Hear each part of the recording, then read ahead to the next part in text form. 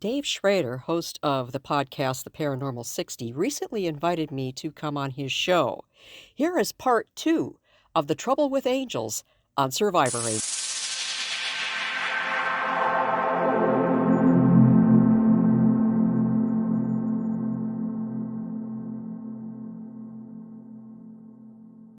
All right, our guest tonight is Chaplain Jodi.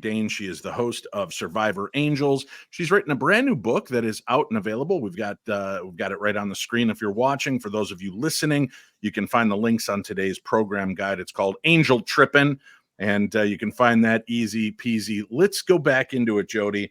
I'm calling on my angels. I'm calling on angels for help and insight.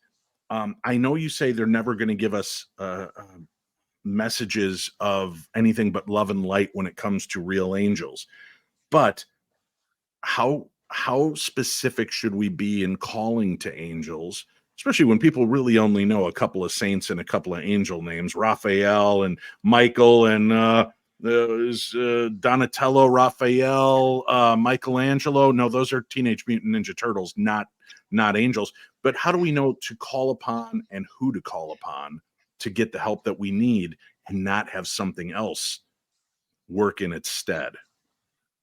Just a little sidebar, Dave, when you were calling out the Teenage Mutant Ninja Turtles, there is an archangel called Metatron.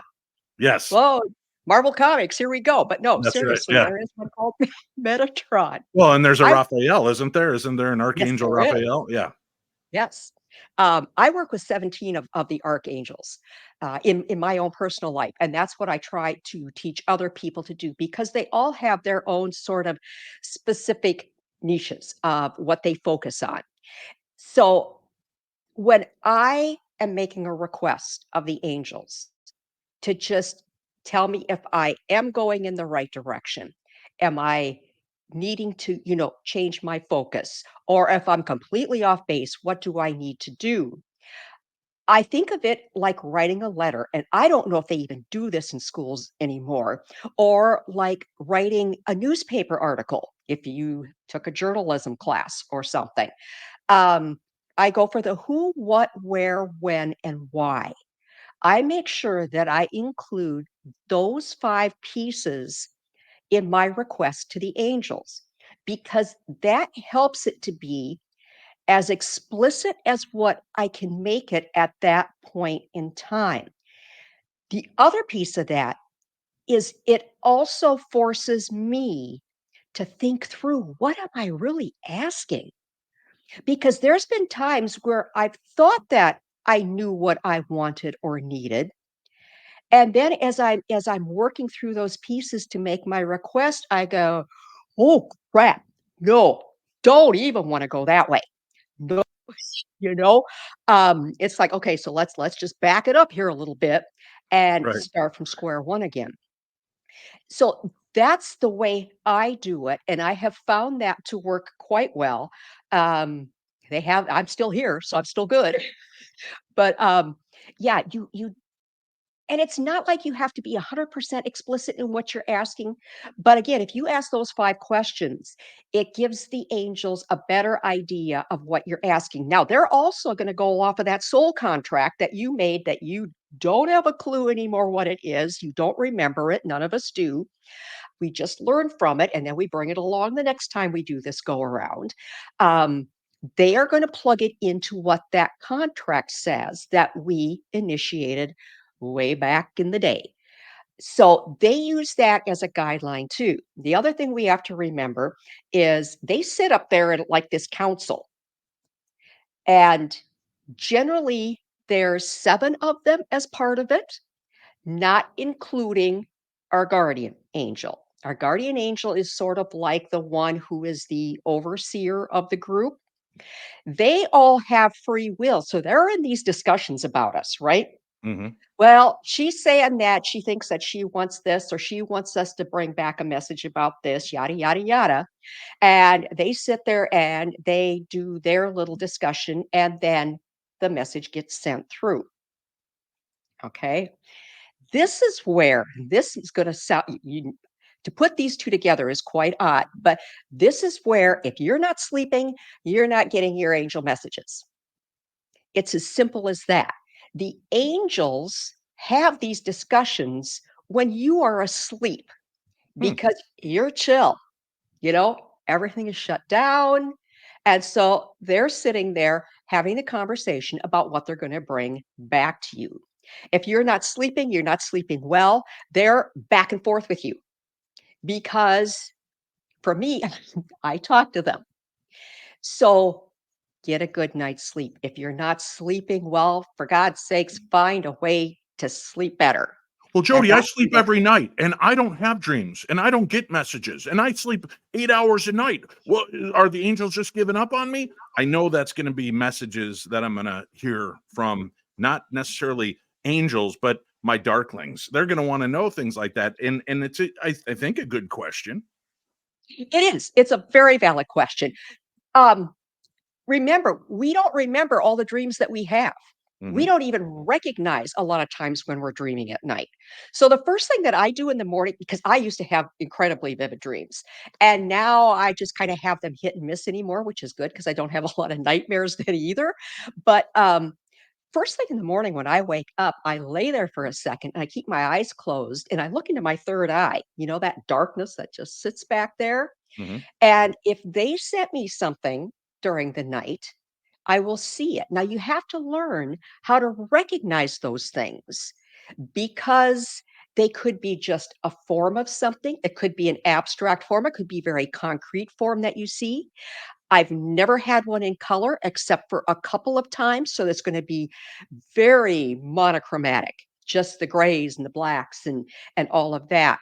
And so you're going to have to look at it and interpret basically what they were bringing to you while you were sleeping. But See, that's that's how they that's where I get confused and I think frustrated when it comes to these things, right? When mediums communicate with the other side. It's never a clear answer. It's always some rambling bullshit, pardon my French, about, oh, well, does this mean something to you? And I'm not putting the medium down because I believe that probably is the way the message is coming through. And these angels that are trying to help us, why does it have to be in symbology and things we have to translate? It's a yes or no question. Should I take the job? Should I not take the job? Not, oh, the chains that bind us are often tied to the sheep that are in the cantaloupe garden of our life. What the does that even mean? Just yes or no, Metatron. I need some help here, right? Why does it always have to be some convoluted Hollywood BS when it comes to getting answers about anything? okay, don't shoot me for this, Dave, but because you know what? Life's not easy.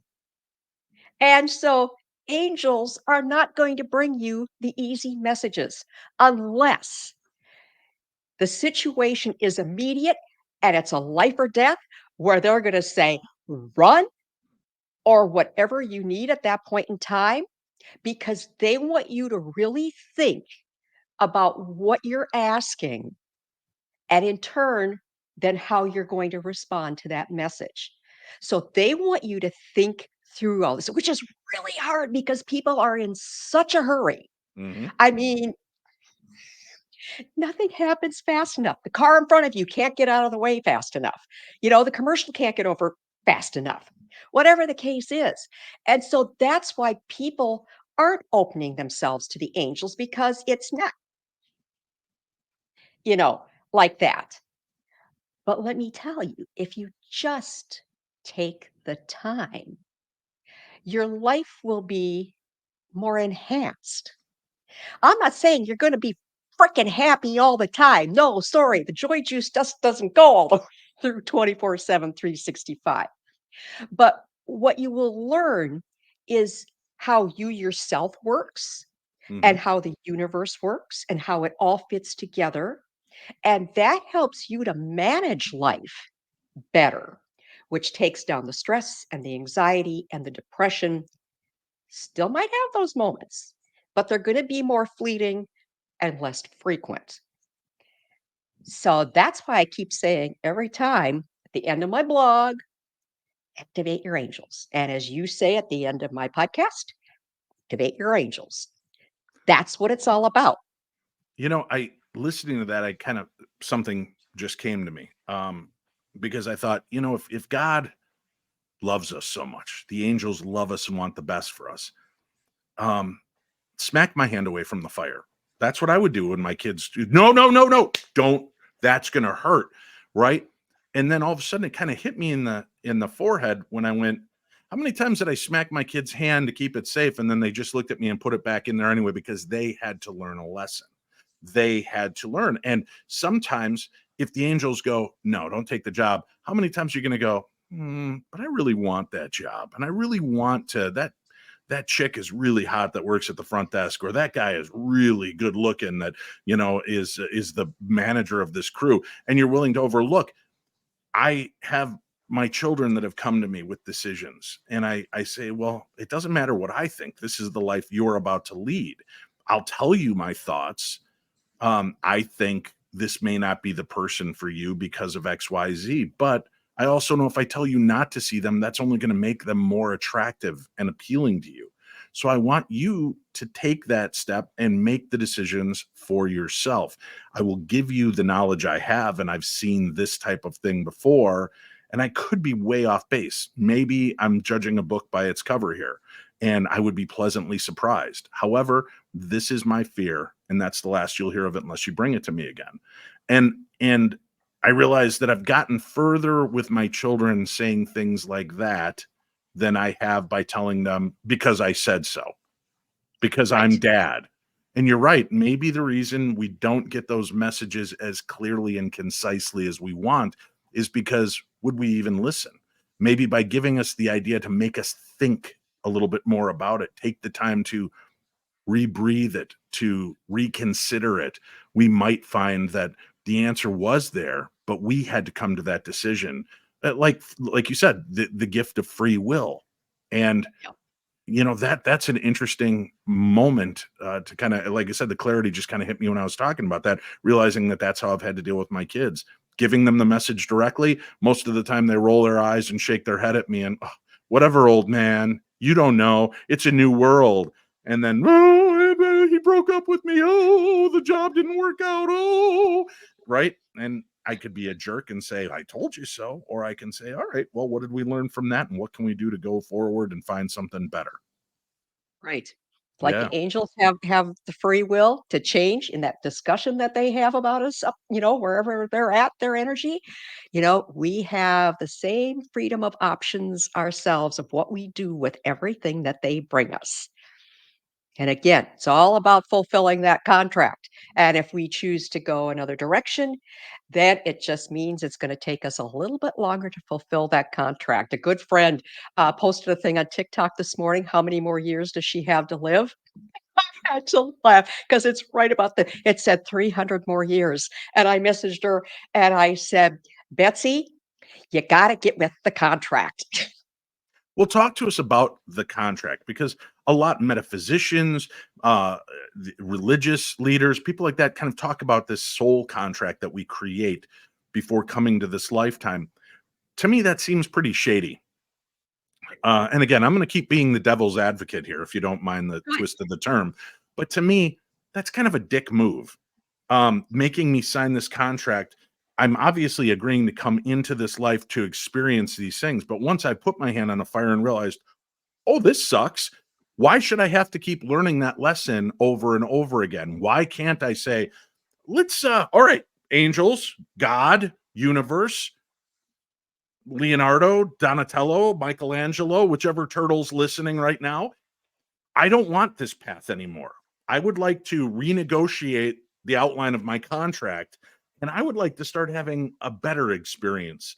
And, you know, does it come then with a barter and trade system? Do I have to say, listen, God, Donny Osmond, Ronald McDonald, whatever I pray to, I want a different experience. The experience I signed on for, I've learned enough lessons. I don't want any more ass kicking. Help me have a better experience, and I will praise you. I will make sure that everybody knows that you exist because you've heard me. Is that a non negotiable trait? What are your thoughts? My thoughts are the contract was made, I should Mhm. say, way back so far we can't even fathom how far back it was made. And it really was made. at the very beginning of time when good and evil were not even options. It was just this is the way my life will be. If the contract's put in front of us, we make sure it's okay because we don't know anything then. We're like, sign off. Right, but then Now, that means that these contracts were written at the time when God was like, "Hey, if you mix cotton and polyester, you're going to hell. You should be stoned. Hey, Jodi, if you're menstruating on a Saturday and you go into the water, you should be stoned to death. Gentlemen, if you plow the fields backwards on a Sunday while wearing cotton underwear, death to you, heathen." Right. So it seems like some of the rules and laws that were written in the past are archaic insanity. And if we've signed on to an agreement, which that was the only law we knew at that moment, isn't it time to reassess the contracts that we've signed? And maybe Dave Schrader, attorney at law, should, well, at law, my voice is cracking just thinking about it. Maybe I want to lead this charge, Dave Schrader and the world versus the universe, to renegotiate our contracts. I know it sounds like I'm joking. I'm not, Jodi. no. If it was written before time, before life, when other rules that were given to us are complete nonsense, then why are we still adhering to those rules in these contracts? Those rules that you talk about, Dave, came, how should I say, into the world after the humans actually were created. So if we're going to talk biblically, let's say after Adam and Eve. Okay. Mm-hmm. So biting that apple, that started everything to spiral out of control. All of a sudden, it's like, oh, we have good, we have evil. Up until that point, there was just paradise. So when Mm-hmm. the contracts were made, it was to live in paradise. Now, as far as all of those things that you mentioned, those were beliefs that humans, even though some believe God inspired, I'm not going to go down that path today, um, is what it took to lead a holy life. Okay. Well, once you had Adam and Eve in the garden, the holy life is gone. It's right down the toilet. So there's no point in trying. The whole Old Testament is about everybody trying to get there. And as we all learn, it took the New Testament to finally get it right if you're going to go that direction. So the contract is nothing specific. It's very general. But as part of that contract, it was to learn lessons to be more productive in life, to be more giving in life, to be more loving in life. So, therefore, with the free will, if you choose to go a path that gets you kicked in the shins, that's on you. You didn't listen. You had options. You didn't listen to the one that you should have listened to. And so now you got to make a circle back around at some point and go through another situation where you're either going to learn from it or get kicked in the shins again. And that's where, like, when Betsy gets the message another 300 years, it's like she's going to get kicked in the shins a few more times. Because what happens is, the way I understand it, is each time that you come back around, you start moving up in the way that we understand it, up in the realms, Mm-hmm.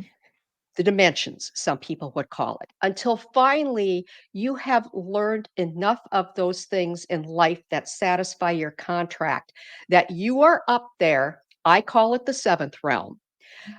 It's the closest to the throne, the creator, whatever you believe it.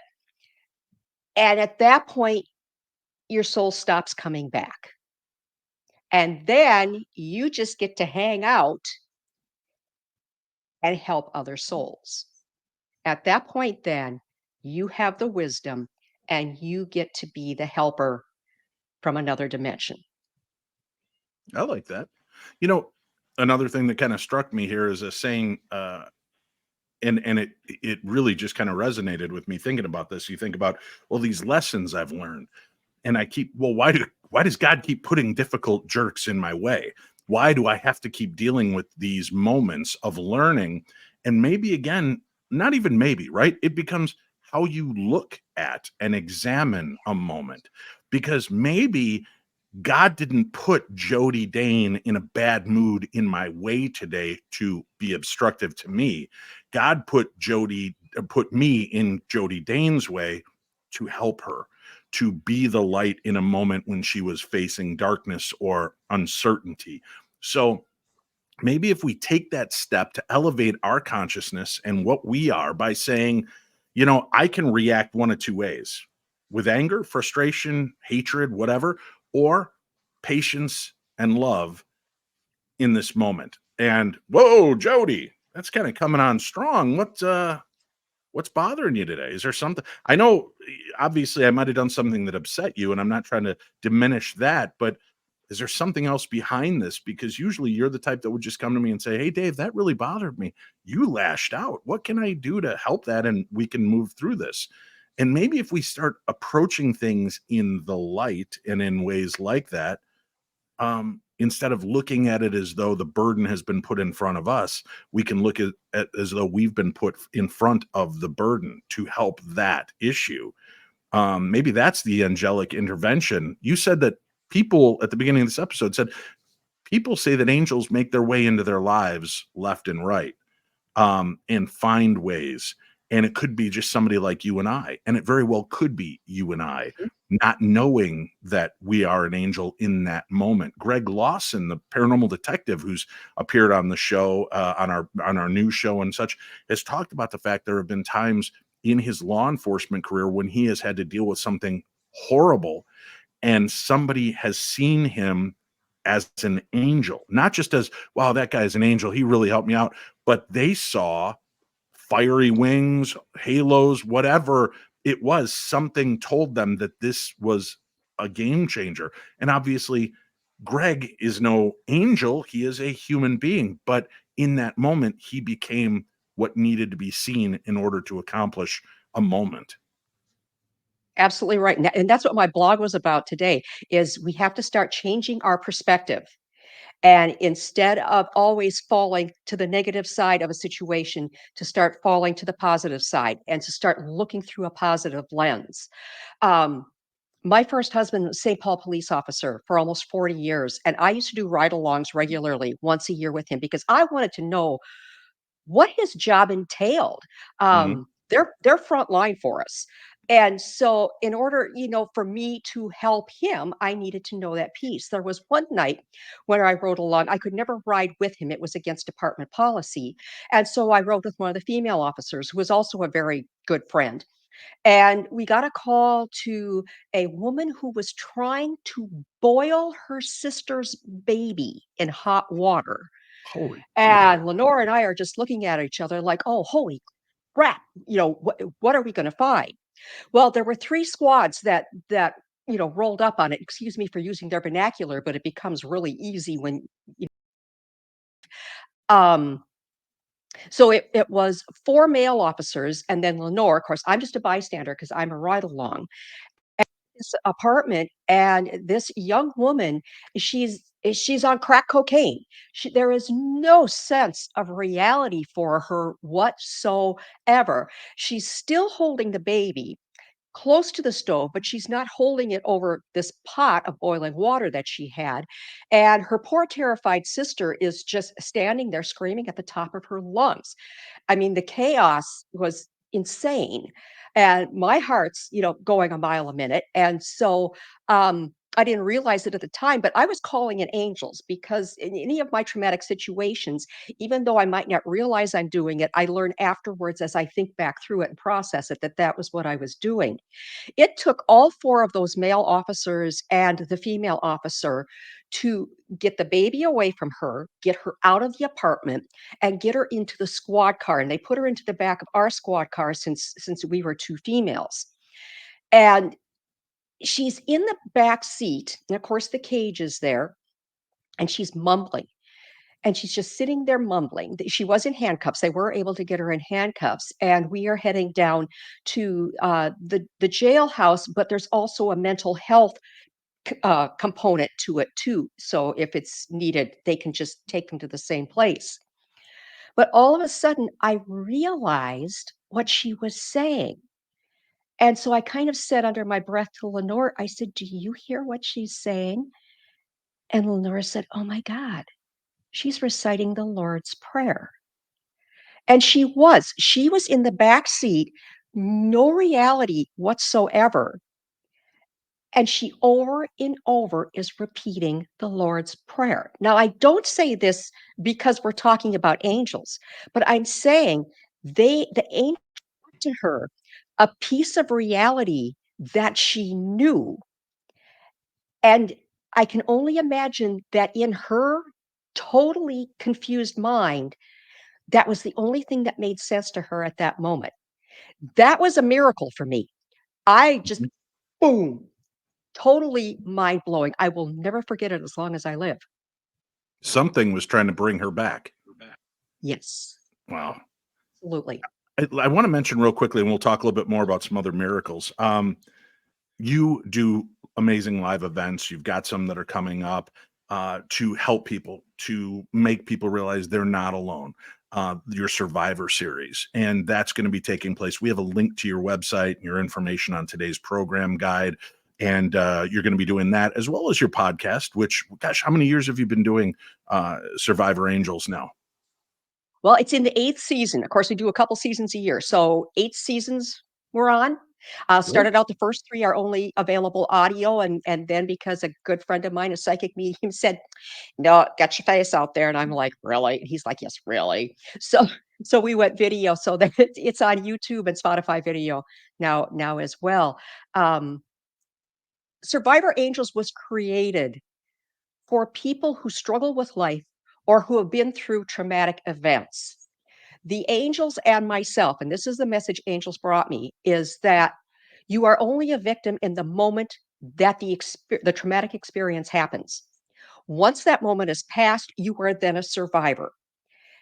Our media and our culture don't want us to believe that because then they can push pharmaceuticals on us and everything else. Hmm.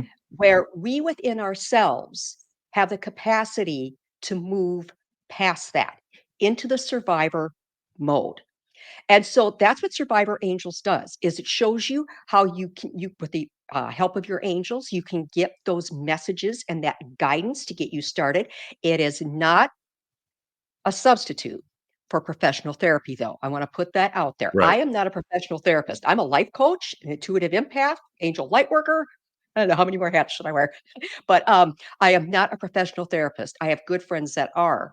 Um, as part of these live events that we're going to do, in-person events, um, there will be a psychotherapist there. There will be a psychic medium there. Of course, I will be there as pastor, chaplain, whatever. When I started this, it popped in my head. Angels have a sense of humor. They said, you have a psychic, a psycho, and a pastor walk into a room. I love it when their sense of humor comes out because Hmm. they have no agenda, no Right. political agenda, no personal agenda, no religious agenda. So love the angels. Um, but then I also bring in like regenerative wellness practitioners and yoga and meditation teachers, and then people who have those inspirational stories who have walked through that fire, like many of our attendees have, and tell their personal story and tell how they were able to manage it and get through it and to the place that they're at. So this is how we call them survivor summits, and that's what they do, and we're trying to gear them for specific groups. We have the general one, overcoming trauma. We have the grief and loss one. There will be one for first responders, law enforcement, military veterans, and the list goes on and on, and of course people can find that on my website. And then I like to bring in a lot of those people on my podcast too, like you were one. Everybody, you need to listen to the one I did with Dave. If you haven't heard Dave's story, it's an incredible story. Thank you. So look that one up. Let people know, what's your website again? Chaplain Jodi, Jodi with an I, Hmm. .me, like in me. Okay. And we'll again have that link up on today's program guide so that you can find Jodi and the work that she does much easier.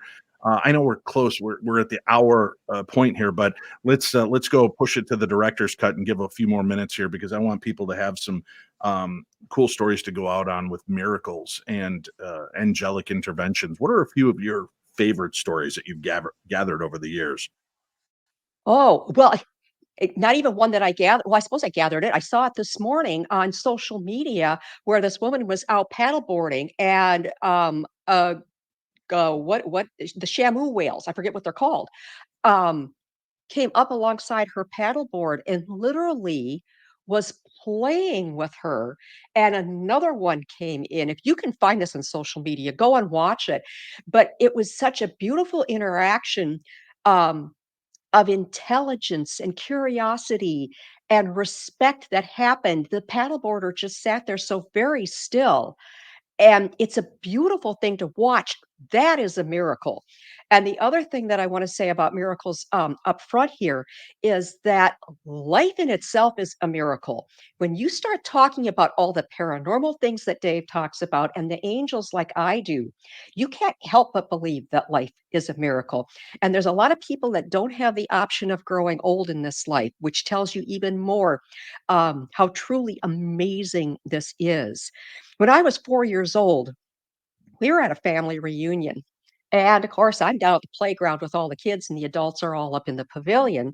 And I wanted to swing, and I got to standing too close behind the kid who was singing, and I got clonked right between the eyes with the swing. Well, I got knocked out, and so they took me into the closest hospital. And when I came to, because I was out the entire time, which had, of course, my parents quite worried.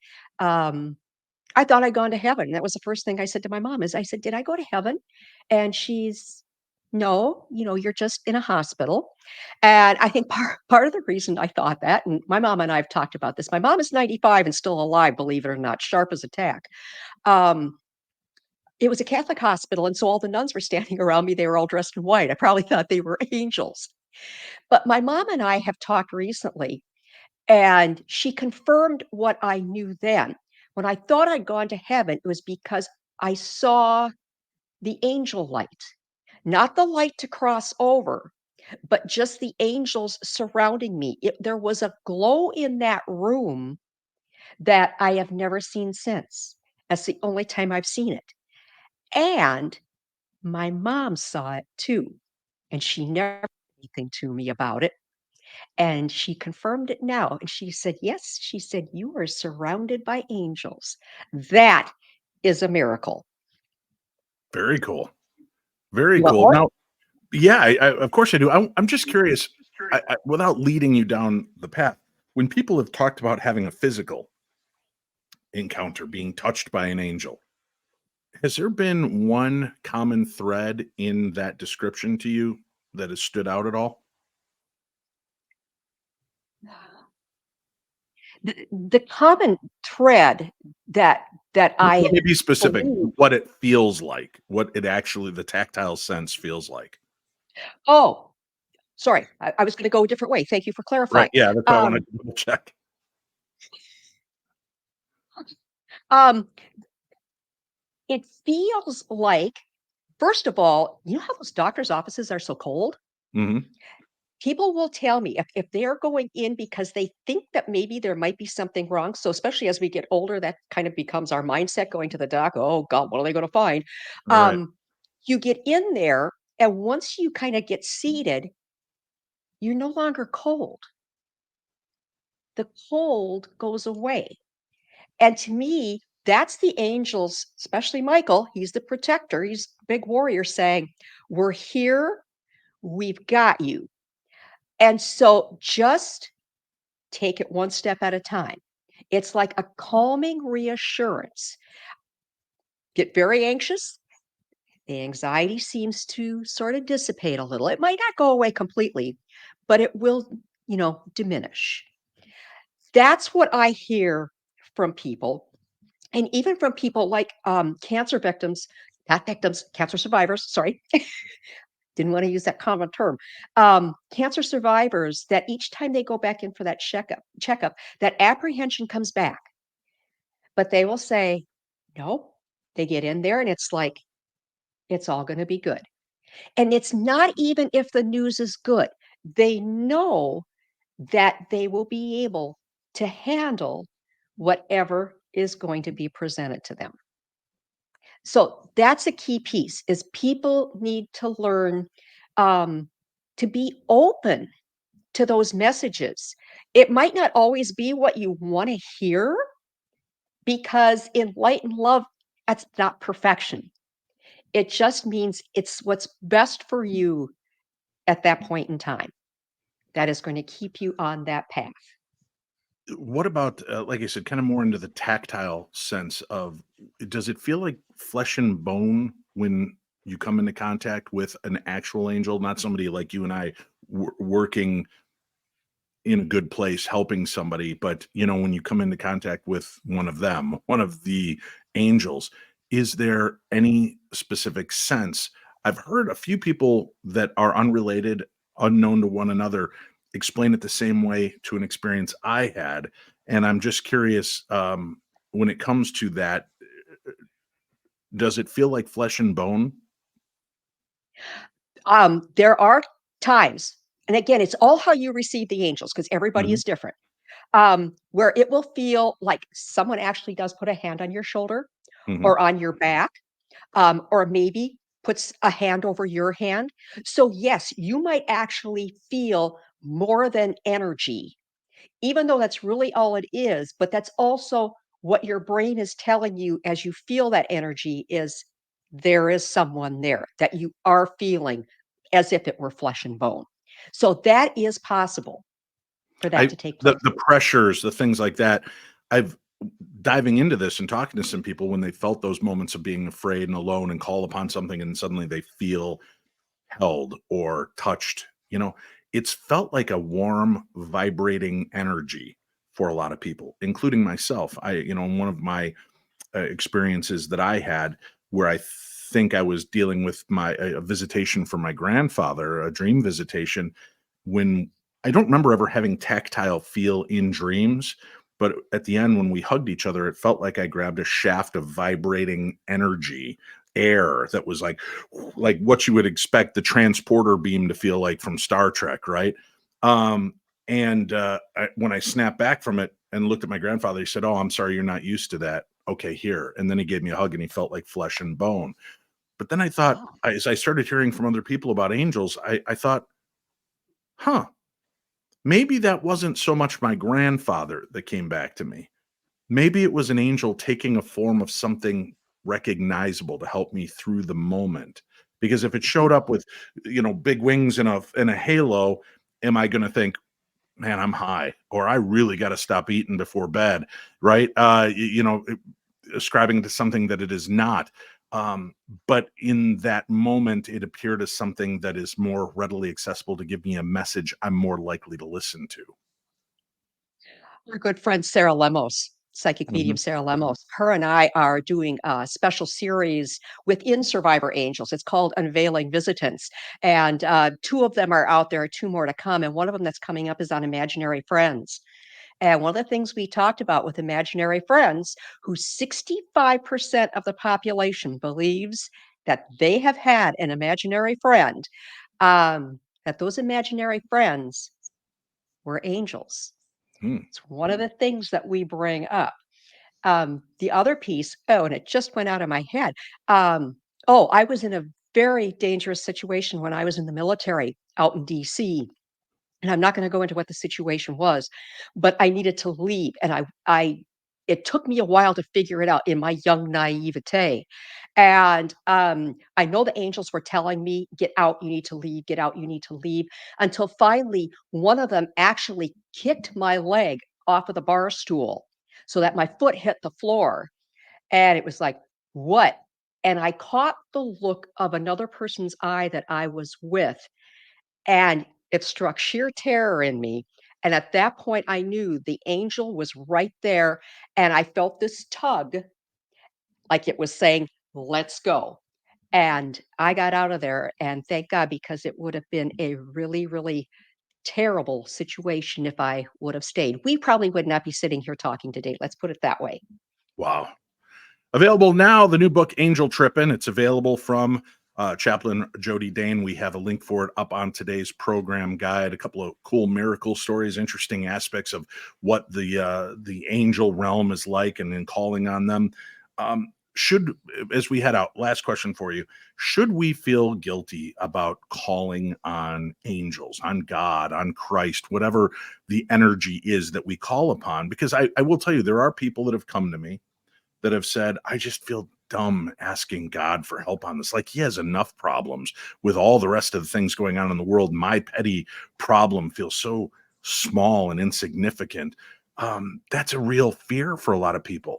And I've had people, they ask me to pray, and I've mentioned it on other shows. And I've often thought, "Uh, you realize I'm just an idiot with a podcast, right? Why do you want me to pray?" And it's because they say to me, because I don't know what to say. I don't know what words to use. So will you pray for me? And a lot of times I'll record the prayer to give to them. And I just open my brain. I try not to think. I just say the prayer that comes out of me, and hopefully the words that I say fulfill the needs that they have in doing it. And I've felt that, whereas that was always kind of a weird, not a burden to me, but like a, ooh, I feel like I'm stepping into grounds I shouldn't be in. But I've also remembered those moments of, I don't know what to say. How do I pray?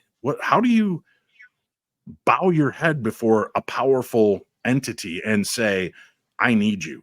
Please be here for me right now.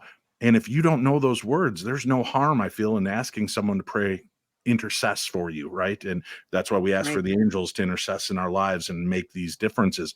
So this is turning into a much bigger question, but overall, how do we get over that fear of asking? And is it okay to ask for help from angels and God and the universe, or should we just save it for the really big asks?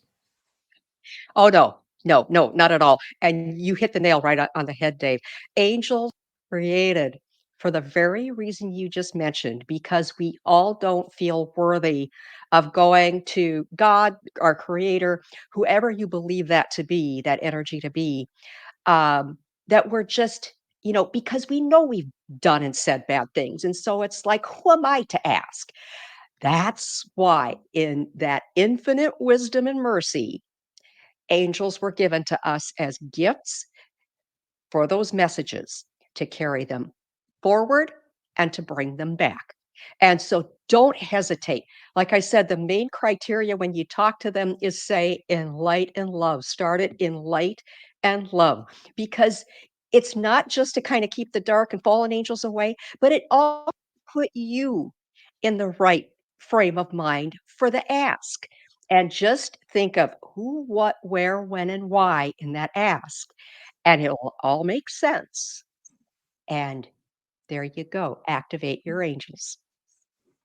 Jodi, thank you so much for coming on and spending a little time with us. Please, ladies and gentlemen, I encourage you, go check out Jodi's website, check out the upcoming events. And remember, you are encouraged when you attend to feel free to be a part of them, to state your stories, to share, but you're not required to.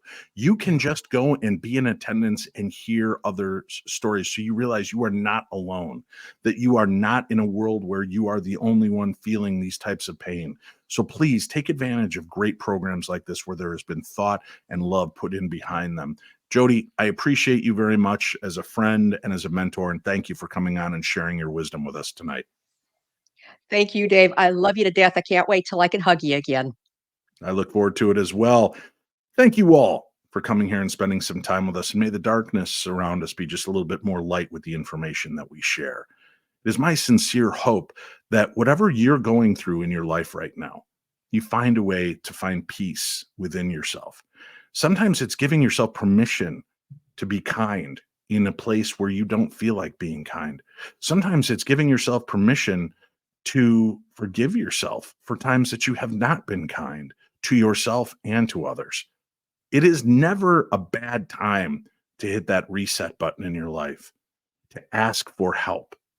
And please do that. Whether you're praying to the universe, to God, or whatever belief system you're a part of. I think if you open your heart with purity and intention to learn from the divine and to evolve, I believe that you will get there. My prayer for you is that whoever watches this show, that you get information, insight, clarity, and a sense of family so that you never, ever have to feel alone again. Thank you for making me part of your journey. And may you all be blessed by whatever power and energy that you do believe in. God bless, my friends.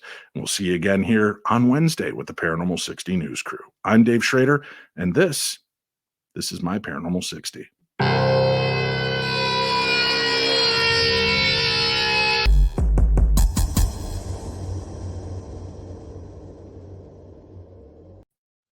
Don't forget, my brand new book is out and available now, Theater of the Mind, Tales from the Darkness. You can find links for it at paranormal60.com.